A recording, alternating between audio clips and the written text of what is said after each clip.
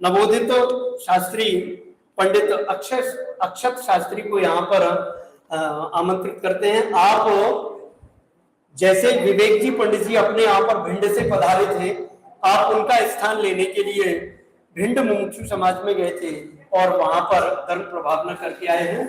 आप यहाँ पर आए और क्षमावाणी पर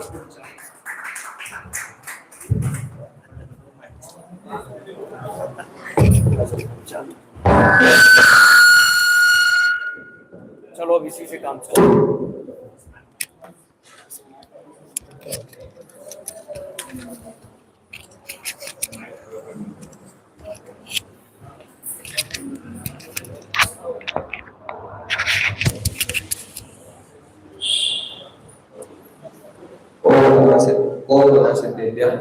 उपस्थित सम्माननीय मंच, सभा में उपस्थित सभी साधारण बंधुओं को मेरा सादर जय।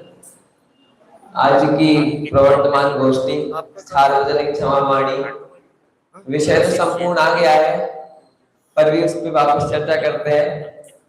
वास्तव में क्षमावाणी पर्व क्या है? आंटी ने अभी पूर्व में उस पे प्रकाश डाला कि 10 लक्षण में हम 10 धर्मों की आराधना करते हैं। कैसे करते हैं? पूरे भक्ति भाव से करते हैं, समर्पण होकर करते हैं। और वो 10 लक्षणों में 10 धर्मों की आराधना करके हमारा ये मन उन क्षमा भाव से कैसा हो जाता है? आकंठ ठाकुर हो जाता है। उदाहरण भी हमने दिया था घड़े का, वो मैं नहीं दोहराऊंगा वापस। तो जैसे वो जल झलकता है, ऐसे ही इन 10 धर्मों की आराधना करने के बाद वो 11वें दिन क्षमा भाव हमारे मन में जो था वो जब वाणी में झलकने लगता है, वो वास्तव में क्षमावाणी कहलाता है। और अब ये क्षमावाणी वो तो ठीक है, पर हम व्यवहार में क्षमावाणी को कैसे लाएं? क्षमावाणी पर्व को हम मनाएं कैसे? तो हम उन आचार्यों के पास चलेंगे जो क्षमावाणी के धारक है। कौन?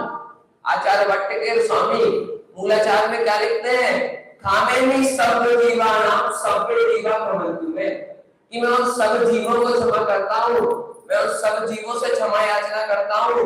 वे ऐसा नहीं लिखते कि मैं जैनों को क्षमा करता हूँ, मैं जैनों से क्षमा याचना करता हूँ।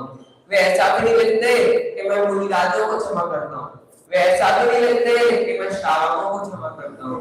अभी तो क्या लिखते हैं कि मैं सब जीवों को, एक इंद्रिय से लेकर सारे जीव, उनको मैं क्षमा करता हूँ, उनसे क्षमा याचना करता हूँ। तो हम अपने आदर्शों से सीखेंगे कि हमें कैसी क्षमावाणी बनानी चाहिए। और हमने क्षमावाणी को क्या समझा है, आगे इसकी चर्चा के व्हाट्सएप से हम समझते हैं, उसको नहीं दोहराऊंगा।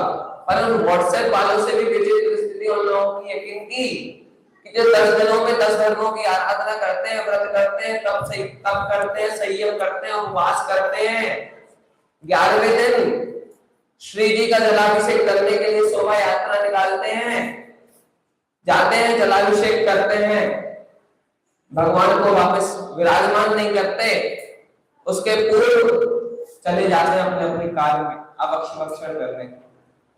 तो क्या इन व्रत तप संयम से मुक्ति पाने के लिए क्षमावाणी पर्व था? क्या इतने तहे दिल से उसका हम इंतजार क्षमावाणी पर्व का कर रहे थे? इसके लिए कर रहे थे कि अब हमें इन व्रत से, इन तप से उस मंदिर जाने से मुक्ति मिलेगी? नहीं। अभी तो इन 10 लक्षण धर्मों को, इन 10 धर्मों को किया नहीं जाता है, इन 10 लक्षण 10 धर्मों को जिया जाता है।